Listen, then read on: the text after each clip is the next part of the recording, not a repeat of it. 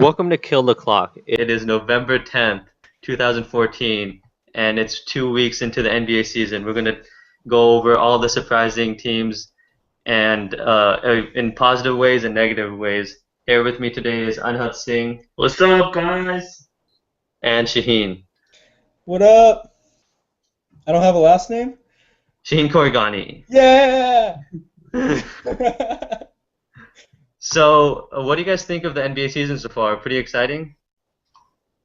Yeah, I think it's very exciting, and there's a lot of surprises, a lot of ups and downs that some of them were expected, like the state of affairs in Pacers, Cavaliers. Everyone was unsure about how it's gonna start off. Um, OKC got just totally marred by all these injuries. So, some of the things, and like Kings are doing great, but I know you guys will definitely have to talk about it more in details. But yeah, it's a great start to the season, and I'm really excited. Shaheen, what do you think of the NBA season so far? Well, I'm still riding a high of being 5-2. I can't believe we got here. Oh my gosh, the playoffs, baby! 80-2, 80-2. I'm gonna say it right now, 80-2. So let's let's start with I'm gonna ask you guys. I'm gonna ask Anand first. Name your most surprising team so far to you. Wow, so far, uh, that's sort of a hard one because there's a bunch of teams that have surprised me. One team that I would say has been really surprising is Miami Heat. 5-2. People were unsure of how it's gonna unfold, and they're leading their division right now. Chris Bosh seems to have taken over this team now as the guy, and yeah, things look a lot more secure as opposed to what people were thinking was gonna happen. I actually am surprised at Dwayne Wade because I thought he was gonna have a better start to the season. You know, he hasn't. He's been passing a lot more, being their facilitator, and Norris Cole had some good games, and Mario Chalmers. So one of those guys, if they could step up every night, then that would be helpful. Will Dane playing well, but overall this team, they've done well so far, but they still have a long way to go, and it's going to be tough with Dwayne Wade's knees. Miami's only going to go as far as D Yeah. Wade takes them. Shaheen, do you have any thoughts on the Heat? Well, the Heat, honestly, I expected them to be a playoff team, so this is right where I had them, honestly. I mean, even if they're gonna comfortably be in the playoffs, in my opinion. I think the most surprising team, I think you guys would agree, would be Sacramento. I mean, Yeah. come on, and even though like Rob and I are Kings fans, and we have an inclination to want to talk about this team. This team absolutely needs to be talked about right now. They're 5-2, coming off a loss that actually I think we all expected them to win against a prideful OKC team that really played well at home. But I mean, no one expected this team to be 5-2 at this point, and if the playoffs started today, obviously, this is way too early to think about. But everyone's saying, is this the new, is this year's Suns, the surprise team that lower echelons of the league that kind of over exceeds everyone's expectations and everyone thinks highly of them. So I mean, I don't know. It's way too early to say. We could get into that, but they're definitely the most surprising team. Oh, I definitely agree. I'm really happy to be a Kings fan right now, and it's pretty amazing. It's funny because you said the Kings were expected to win against OKC, and even though OKC is battling a bunch of injuries, which we'll talk about later in the show, it's a first time to hear the Kings are expected to win. You don't hear that very often. So true. You know, that could mean that things are changing in Sacramento, and Vivek is bringing in a new wave of good basketball. But let's see what happens. I mean, it's way too early to say that they're going to make the playoffs. I had them going in winning somewhere between 33 and 37 games, and I'm going to stick to that. But man, I would be happy if they won more than that. Yeah, I think it's too early to say that they're going to be the next Suns too. I mean, I still think that, I mean, they have a really tough road stretch coming up, and it's really going to show us what they're made of. I think they benefited from a kind of an early schedule, but I mean, they had really impressive wins against Portland, the Clippers, who we're going to talk about, and I mean, those are teams that you don't expect the Kings to beat, and they've started really well, and DeMarcus Cousins is a huge reason for that. And again, they have a really tough stretch coming up, so I want to temper expectations first and foremost when talking about this team. I'm not sure it is this year's Suns, but this team is exceeding my expectations, and as a fan, I'm very happy. Yeah, and I just want to bring up the fact that the Kings are too reliant on Cousins and Rudy Gay. I feel that if you could stop Cousins, you'll most likely win that game. And or not, you can't really stop Cousins. I mean, you could if you make his numbers look pedestrian, then you have a very good chance of winning that game. And that's what OKC did against DeMarcus yesterday when they had Steven Adams, Kendrick Perkins playing really physical defense on Cousins, and that's going to give problems to Cousins to the Kings in the future. You also have to pay some credit to Darren Collison. I think he's obviously performing more than what everyone expected him to do, and he's putting in some great numbers every game. So that might be one of the steals of the off season.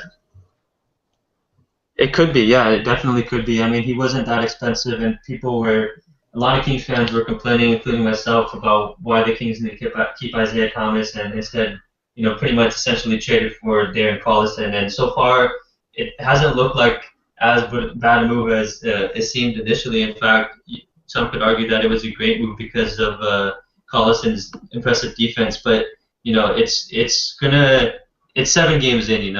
Isaiah Thomas is playing great basketball, and he already looks like an early candidate for Sixth Man of the Year. So let's see what happens. I just also wanted to point out that the Kings do not move the basketball very well. Before yesterday's game against OKC, they were 29th in the league in assists, and that just shows that they're not moving the ball enough, and they rely too much on Cousins and Gay. So I think they need to improve in that aspect too. Yeah, I agree. And to your point before, they're over reliant on two players. And I mean that's why I feel like the Memphis game coming up, I feel like the Kings are going to lose that game because Gasol typically holds Cousins to some pedestrian numbers. Yeah, I agree. And I feel like that if we win against Memphis, that shows a lot of character because their strength is against our strength.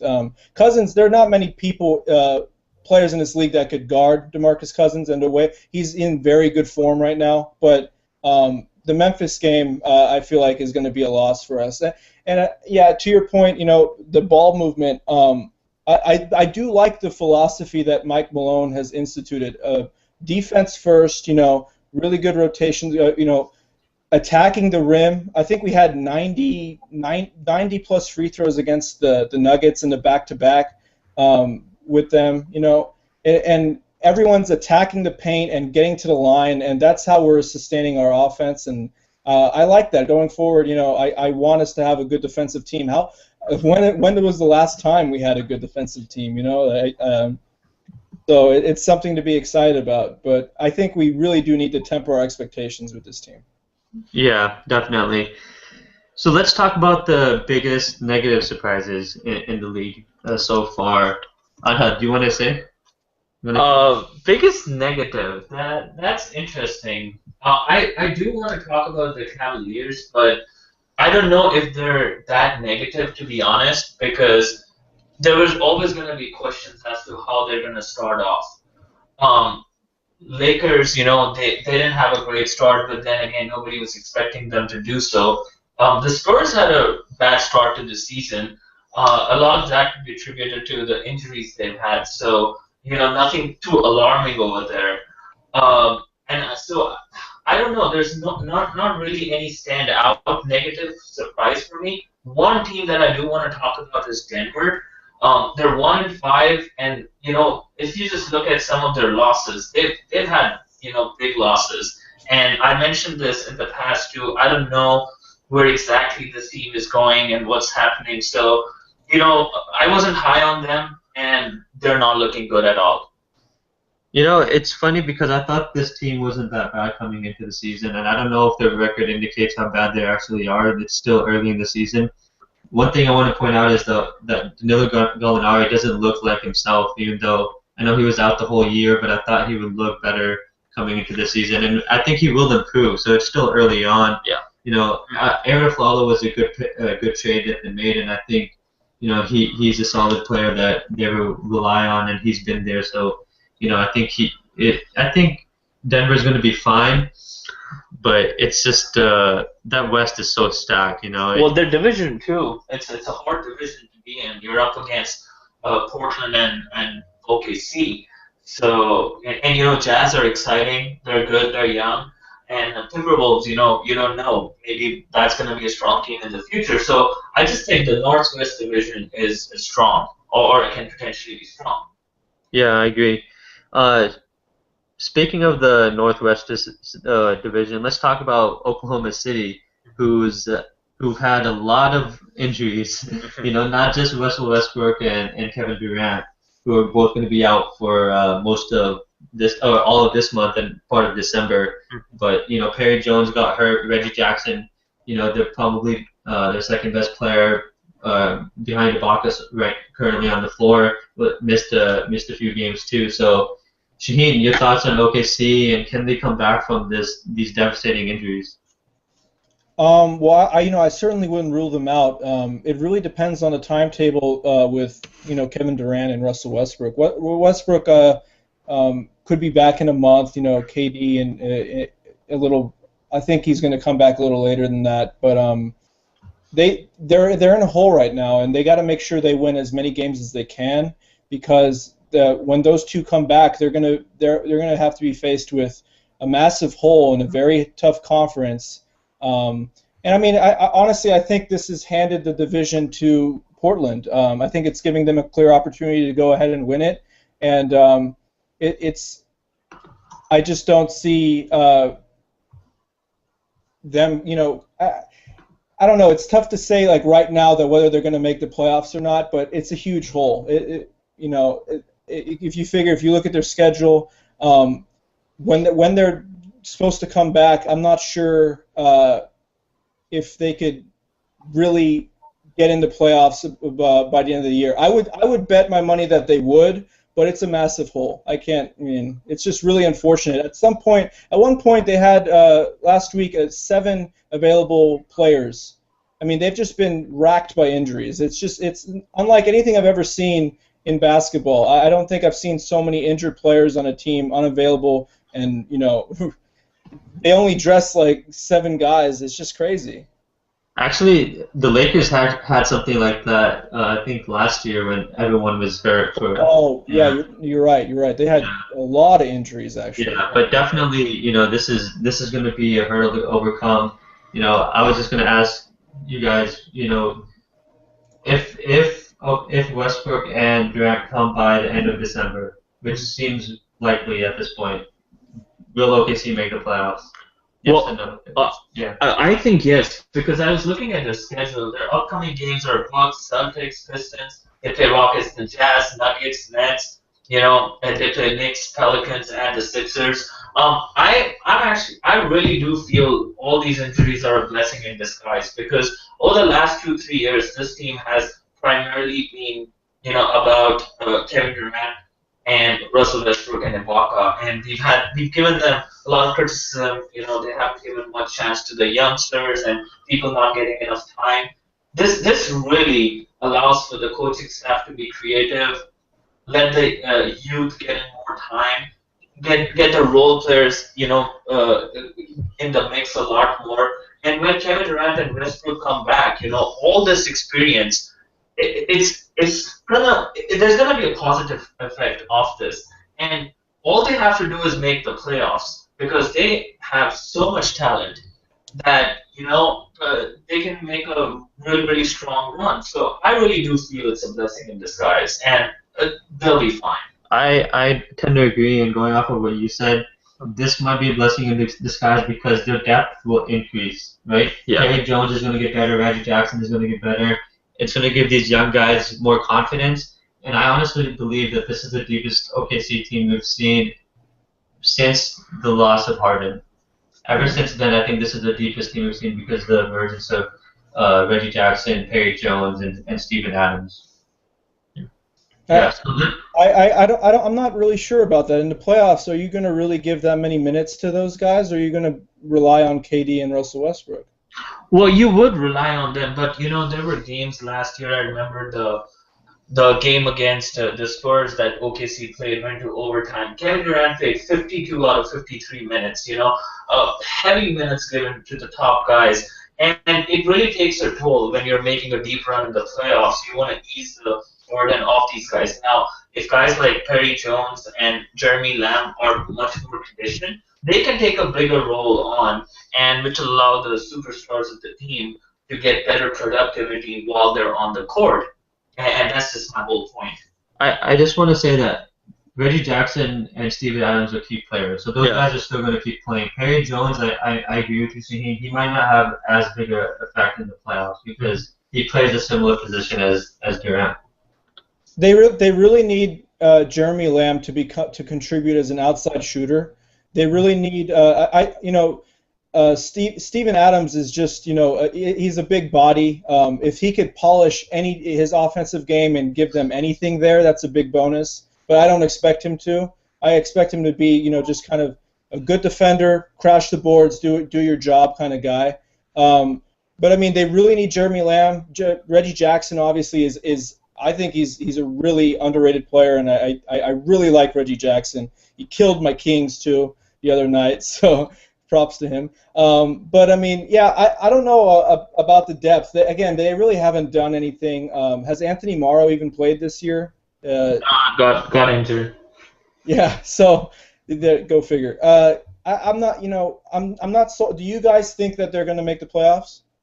I do, and I think that they're going to be a team to be reckoned with in the playoffs. I think they're going to go far. It's too early to say, but I can see them probably just make it in the bottom, 6, 7, 8 maybe. It really depends when they come back, as you said. The timetable plays the biggest role.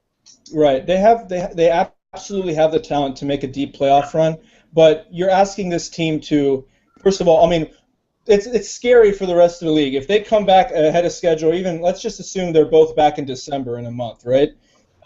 They've had all that time to rest and rehab and get ready, and they're just going to tear up the league from that point on. And we would expect OKC to have a winning record from that point on. It really depends on how big of a hole they're in. But I think I expect them to be in the playoffs. But if you have if you have home field advantage. Home court advantage in this conference is especially really important. And then normally we would expect them, if they were fully healthy, to be, top 2 seed in the West, right? We would all expect that from them. And that's what they've certainly gotten over the past couple of years. Now you're asking them to go on the road more. I wouldn't be surprised if they actually get out by the second round. Yeah, well, let's hold off on the playoff talk. But I just looked at their schedule for December 5th, and it's a weak schedule. So if these kids can get them decent amount of wins and keep them in the close to 10th, 11th or that spot, I would put my money in them making the playoffs. Sure, yeah, that's very fair. But I mean, looking, I don't like the fact that they're going to have to be on the road more, against these really good Western Conference teams that we're going to be talking about. Golden State's going to have home court advantage. It looks like Houston. I don't know. I don't really like their championship aspirations this season. I'll just say that. Yeah, that's fair. Yeah.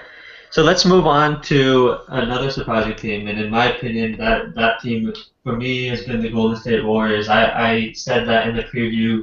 The Warriors were going to finish a top 4 team in the West, partly because I felt that this coaching of Steve Kerr would improve that team a lot, and it has, but not as much as I expected. It's done it more so. I've been really impressed in how this team has been passing the ball. Bogut was saying the other day they really didn't pass the ball that much last year, and this year they're doing it way more. So they were undefeated until yesterday, where they faced the Suns, and Isaiah Thomas and Gerald Green pretty much stole that game from Golden State, and they were in control of that game for most of the time. So, your guys' thoughts on the Warriors? Yeah, big props to Klay Thompson. Big contract, max contract, and he's proven the faith that this organization put on him instead of Kevin Love. I know everybody was they had their views about, sign Kevin Love, this, that, but look, I'm a big fan of good shooting guards, and he's proving his word to the team. I think he missed the last game that they missed with a sprained hand. So, I'm not going to make a claim they would have won if he played. But offensive end, defensive end, he's probably been that guy, who this team needed. And it's just paying off. Draymond Green has had a pretty good run so far. And, he's proving to be a valuable asset to the team. Things look good for this team. Yeah. Can I say something about Klay Thompson? Yeah. Nothing against him and the numbers that he's putting up because they're career numbers and everything like that. But this guy performs better at home for one thing. And last year he got off to a very good start too, and he cooled down after that. Also, he faced the Lakers team that is abysmal on defense, and that's where he got his 41-point game. So I'm not trying to take anything away from Klay Thompson. I still think he's underrated in a lot of respects and everything, and I feel that Steve Kerr is helping him have his career year, and I think it will continue to improve, but I don't know if he's going to stay this hot, is my only thing. Yeah, time will tell, but I think he definitely brings something unique to this team, and, it's just a good fit, the Splash Brothers, and, he comes up with big shots, too. If you watch the game, comes up with some really big shots throughout the game. What do you think, Shane? Well, Klay, I was one of those people that was saying, hey, Golden State, why don't you trade him for Kevin Love? I was banging my fist on the table like, why aren't they doing this? But, yeah, he's shown, especially after the contract, we all thought, okay, maybe they're paying a little bit for potential there. Maybe it's a little overpaid. Okay, we weren't, really against the contract, but, we thought it was a little pricey. I think we all thought that. But we thought it was fair because he has a lot of these contracts in the NBA are based on production and potential, and I feel like that's what that was, and he's certainly shown through the first couple weeks of the season that he looks like a premier shooting guard, and that's a scarce position in the NBA. The Warriors are looking like the smartest people right now for putting their faith in Klay Thompson and not pulling the trigger on that Kevin Love trade. Do you think the Warriors are a contender? I think they're the best team in the league right now. I think they're elite defensively. I think as long as Bogut holds up, they're going to continue being elite. Draymond Green is incredibly versatile, and he's actually he's improved every year. And his defense is hustle. Draymond Green's a great player in my eyes, and when David Lee comes back, he's going to be just another player that him and Bogut, a lot of high post action, a lot of action at the elbows, getting Curry and Thompson off the ball, running plays for them. He's another good passing big, and it would make their offense even better than it is right now. Klay Thompson, we're talking about Klay Thompson. Steph Curry, in my eyes, is an MVP candidate right now. He's playing as well as anybody. He's second in the league in PER behind Anthony Davis. He's one of the best players in the league right now. He's playing like an MVP. This team is for real. It's legit. Yeah, I definitely agree, and not many people are talking about Steph Curry as an MVP candidate, but I definitely agree with you there. And just going back on what I said about them passing the ball more, they're averaging 23 assists per game, and that's fourth in the league. So major props to them, and let's see if they can keep it up. I definitely think they're a contender, and I think they're the best team in the West right now. But let's move on to some other surprising teams this year, specifically in the West, and that's the Memphis Grizzlies. They were doing really, really well until they faced the Bucks, and Brandon Knight hit that shot that won them the game. So who would have thought that Memphis would have lost? The loss would have came to the Bucks. But Shaheen, what do you think about Memphis this year? Do you think they're better than normal? I mean, their roster has stayed pretty much the same, besides improving their bench with Vince Carter and some other players. But do you think this team is a lot better than last year, or they're pretty much the same team that's going to finish in the not going to go past the first or second round? No, I think I've always liked Memphis, and I've always been bullish on them. I think whenever you have a really good defense, and when you have players that could pound the ball, the rock down low, you have a chance in this league. It's really old school, and I like what they're doing. One of the reasons why I like them a little more this season is they're getting Marc Gasol involved in the offense more by his usage rate. His usage rate is up a lot more than it was last season, almost 5%. So they're getting him involved in the offense more. The ball is going through him a lot more. Marc Gasol, I think, is one of the best centers in the league. We're talking about DeMarcus Cousins.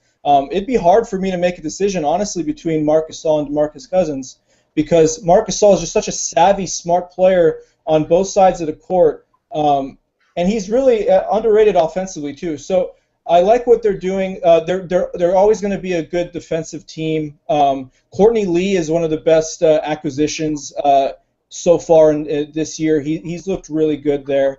So I really like this team. I think they could get a high spot in the a high seeding in the Western Conference. I think they're going to make the playoffs for sure. And that was a question coming in because they were so close of missing the playoffs last year. That being said, this team looks legit, and I think they can finish with the top 4 seed. But I'm going to say they finish at the bottom 4 in the West. But they're not a team you really want to play with in the West, because they play playoff type basketball. They slow the game down, and that's what type of basketball is played in the playoffs.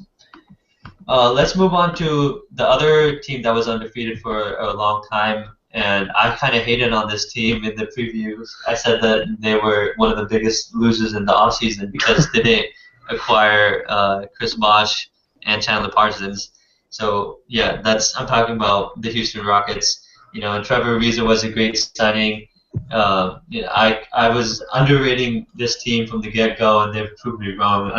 Do you have anything to say about the Rockets? Yeah, I think a lot of the things you said are fair. People really did not expect Trevor Ariza to have an impact like the way he's having right now. But when I talk about I did. Oh, okay. So sorry, one person did.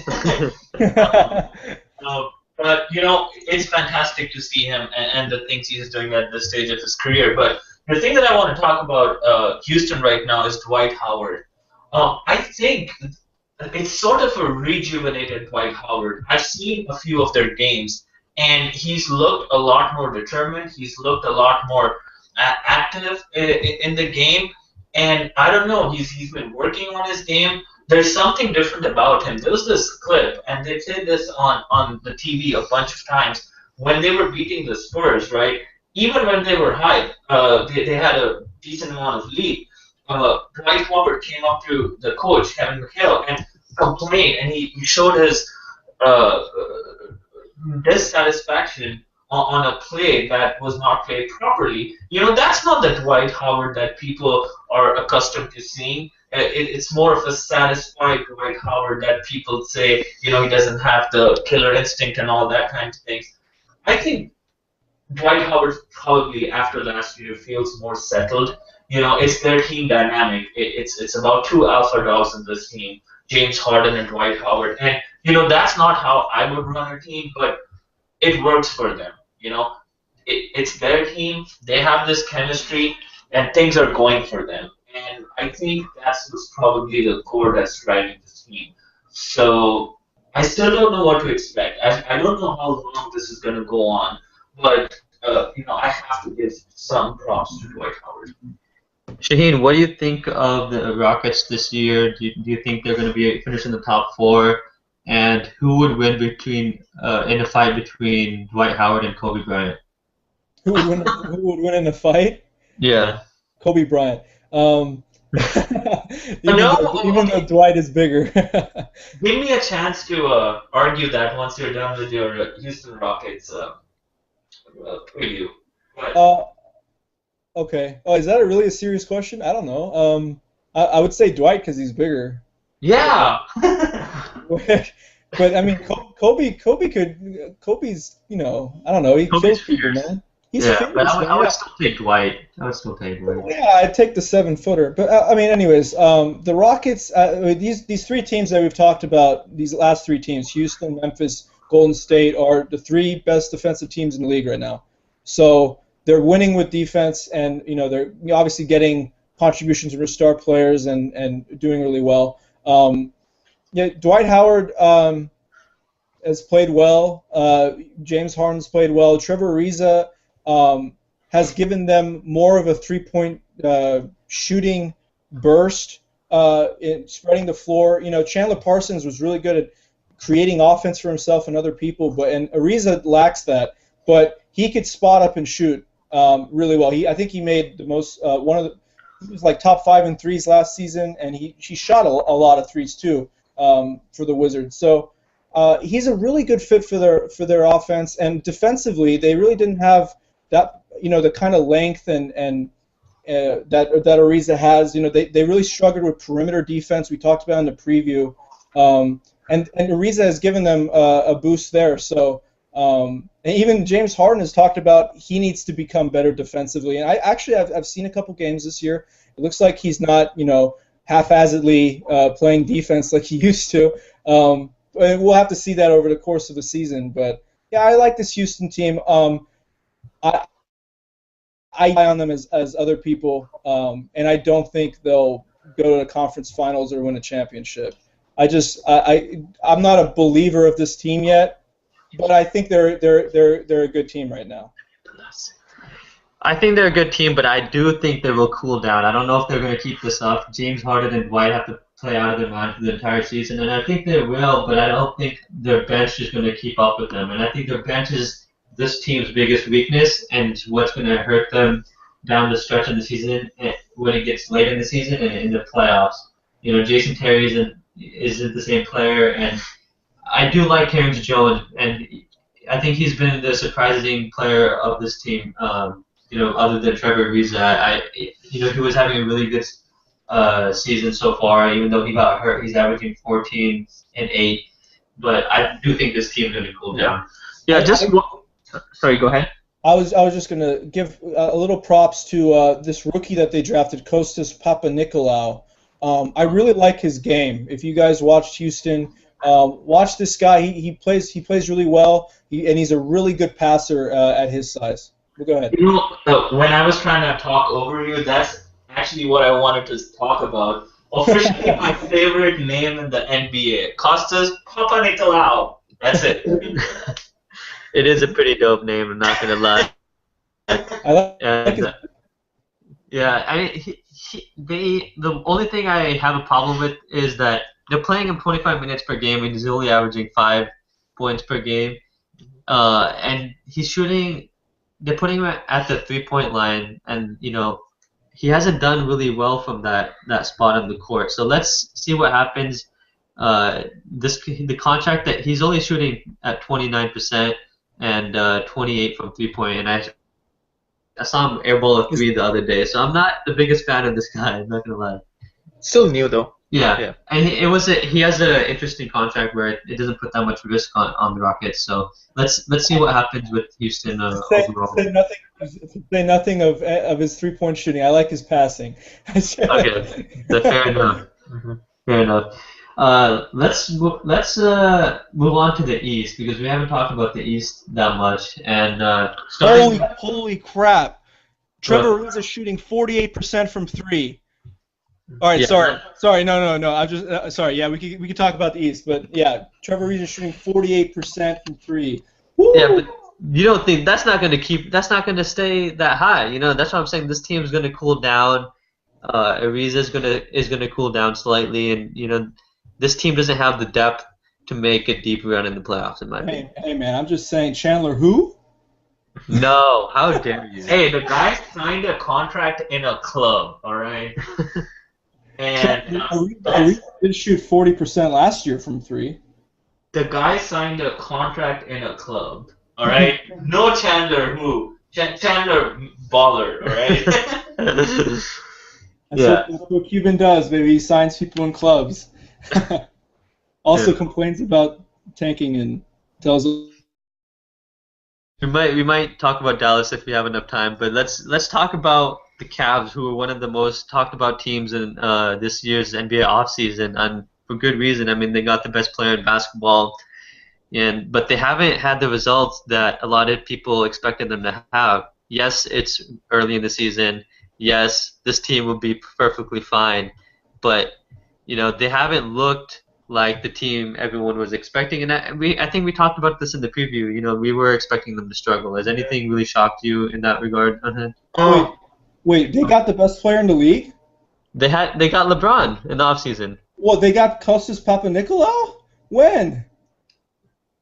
No. No. No, dude, it's Anderson Varejao. But anyways, moving on.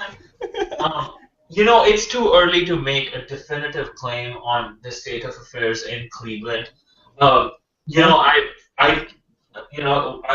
going to do the podcast tonight, and I was thinking, what I'm going to say about LeBron.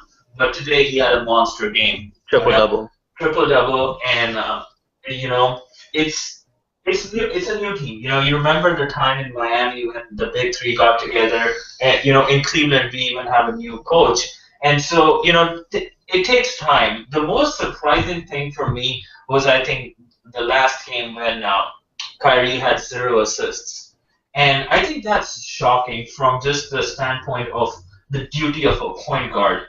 And so, I mean, I just wanted to throw that out there. So something's off, but I have enough faith in all these guys that they'll get their act together. Probably when we're down about 40, 45 games, we will have a better picture of how far this team can make a run. But as of now, the Bulls clearly look the team in the East. That's fair to say. I mean, they have played together for a longer period of time, and this Cavs team is fairly new. Shaheen, what do you think about the Cavs, and is there a reason for pessimism in Cleveland? Well, we knew this was we knew that if they were going to suffer any setbacks, that this would happen. All this media backlash. And honestly, the Kyrie 0 assist thing, that bothers me, because I watched that game and there were maybe 9 missed assist opportunities where if the guy makes the shot, we're not talking about this. Those are assist opportunities, and it's not like he wasn't passing the ball to people. They needed someone to score the ball. He scored 34 points for them. He did not have a bad game. I don't care about the duty of a point guard. I mean, he got them in their offense, and they needed to get him to get some offense, and he took the ball to the rim at will, and he played well. He had 34 points. So, I mean, everyone talking about 0 assists, what a point guard has to do. Oh my goodness, that's just too much for me. Pessimism for this team. They're not where they need to be defensively to win a title. We were talking about this in the preview before the season. We had some issues with, okay, maybe this team would struggle defensively, and it looks like that's happening here. So they're nowhere where they need to be defensively if they want to win the title. Right now they're 11th in offense. So I expect them to be top 10 in offense, but I mean, they really need to play better defense, and all of this will come together. They will get better as a unit as the season progresses. But anytime Kyrie or LeBron have a bad game, I cringe at having to hear the headlines the next morning talk about the chemistry between these two. That's something that's going to be attained through over time. You can't just get chemistry with just being on a court with one another and, like, I don't know, doing that. It's like that movie Avatar, where they have that weird tentacle thing in their hair and they talk to the trees and stuff. It's not like it doesn't happen that way. You can't just touch hands. Oh wow, we have chemistry. So I'm not worried about this team. They're going to be fine. The pessimism is just, for me, it's defensively, but offensively they're still going to be very, very good. Well, some of their plays, the offense did look a bit stagnant, and of course, there's no reason to be pessimistic right now. They're trying to figure their identity, but there was very little movement the first few games that I saw. A lot of ISOs. That's basically what the team was doing. But yeah, you're right. When time comes, probably when half of the season is over, we'll probably get a better picture of this, and they will probably end up, be top 10 offensively. I think that's a very fair statement to make. That's a good point when you were saying about them not passing the ball around, and they finished the last in the league in assists with only 18. And I was talking earlier about the Kings aren't passing the ball enough. Well, if you stop Kyrie Irving, you have a very good chance of winning that game because LeBron is trying to get everyone else involved, and no one else is doing anything. So they just let Kyrie do his own thing, and that's what happened in years past. And I think things are changing. It's going to take time. I'm not really worried about this team in the long run. They're gonna be one of the top 3 teams in the East for sure. But let's talk about the number 1 team in the Eastern Conference, and that's the Toronto Raptors. I said this. I think I said this in the previews that one of the best backcourts in the NBA is actually Kyle Lowry and DeMar DeRozan, and DeMar DeRozan might be a top 5 shooting guard, and he doesn't get the credit he deserves. In the Miami game, he had I think over 30 points in that game, and he hit some like crazy shots in that game. So Shaheen, where do you think this Toronto team will finish in the East? I said that they would finish, I think, with the 5th seed, but that answer is looking pretty bad right now. Yeah, I think I had them at 5-2. I think I had Washington ahead of them, and that looks bad now. I think they're going to finish. I think they look really good. They look really impressive. They have the highest margin of victory over these 7 games than anyone in the league. So they're blowing people out. They're playing really well offensively. Their offensive rating, their adjusted offensive rating is highest in the league right now. So I like what they're doing, but again, we need to temper expectations a little bit just because it's really early. But there's, from what I've seen, there's nothing to suggest that they can't keep this going. They got a good thing going on. Yeah, we've seen a bunch of these teams and we've talked about them, but there's one general thing I want to say, which sort of gives you a flavor of what's going on. Let me ask you guys a question. What do you think is common between these players? Steph Curry, Andre Drummond, DeMarcus Cousins, Klay Thompson, Rudy Gay, as opposed to LeBron James, Dwayne Wade, Blake Griffin, Kawhi Leonard. There's a difference in these 2 sets of players. Any ideas? One set is having career years and the others are having career lows. Yeah, but the first set that I mentioned are the guys who all played the World Cup. Okay. And the second set of guys, they had no competitive basketball in the summer. And, what we're looking at is it could be rust. It could be just getting back into the groove of competitive basketball, as opposed to the first year of guys who are all performing well, and they've come off of a summer of really good, competitive, and winning basketball. So the flavor of NBA and the current state of affairs is going to change because the first-year players are probably going to be worn out towards the end, or they'll probably cool down a bit, as opposed to the second tier of players that I mentioned, who are slowly going to pick up and improve their game over the season. So a lot of what you're seeing right now, you can legitimately say that half of it's probably outliers, and things might flip on. You also have to consider injuries, like OKC, Spurs, all these teams. They've been marred with injuries, so expect a different kind of a podcast about a couple of months down.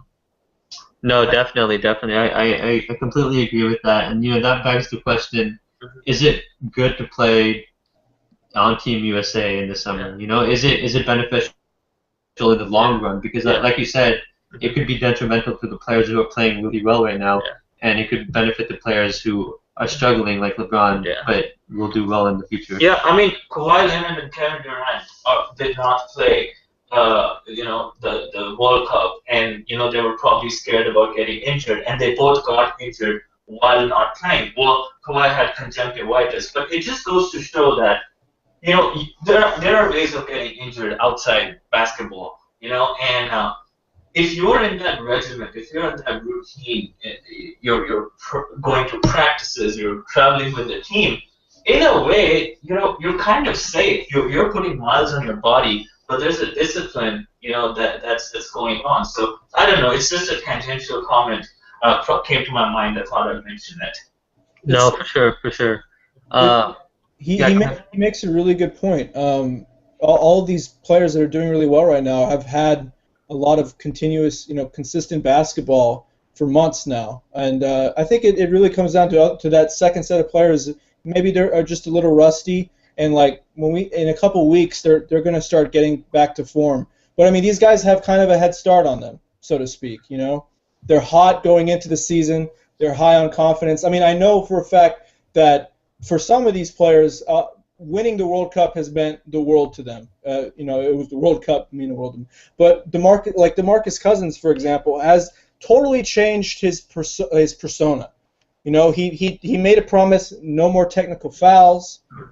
He's more of a leader. He's impassioned, but he's holding it together. He's become the player that we want him to be without all the baggage. He's really cut down all that baggage this year. I think that time with Mike Krzyzewski and all those coaches and all those great players, it really shaped him. It showed him how to win in this league and what he has to do. I mean, one of my favorite things this season was when he was holding back Mike Malone from getting a technical because they were still in the game against Phoenix. He didn't want him to get a technical because that meant they could get a point. That's great leadership. That was awesome. It was awesome, and I don't think he would have done that. I don't think he would have been this DeMarcus Cousins we're seeing if he hadn't had that Team USA experience. So it's been great for some players. DeMar DeRozan seems to have really helped him out. I was talking to my Blazers friend. I said, I think this could be a blessing in disguise for Damian Lillard being left off the team.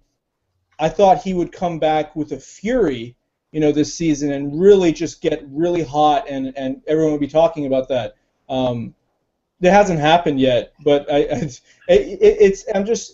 just Team USA is influential, even like indirectly. When people get cut, I expect them to come back and prove to people why they should be on the team. Yeah. So, yeah. Okay.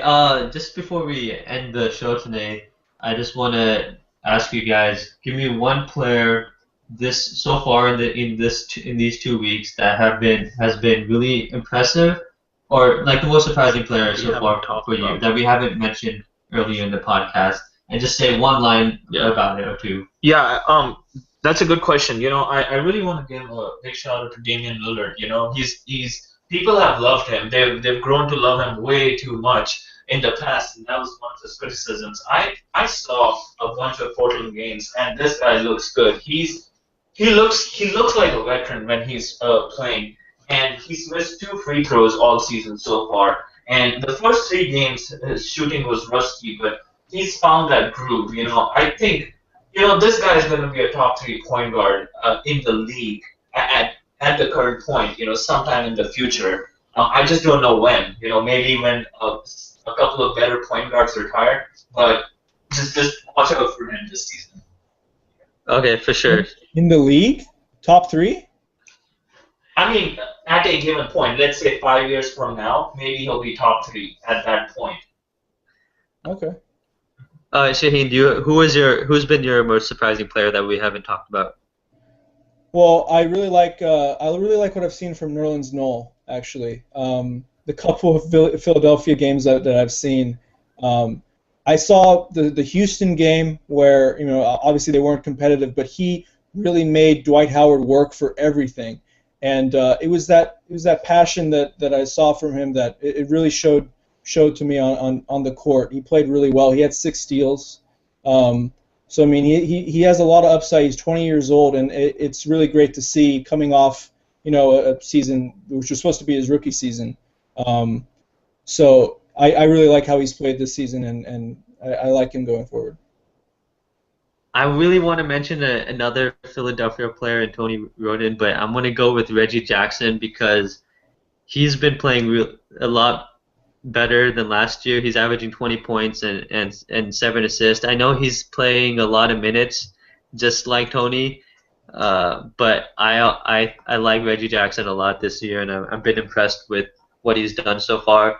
And I also believe that he is not going to stay with OKC next year. So watch out for that. Yeah. But that concludes this episode of Kill the Clock. We hope you enjoyed it. Like us on Facebook or subscribe to the channel on YouTube, and enjoy the next few weeks of the NBA season.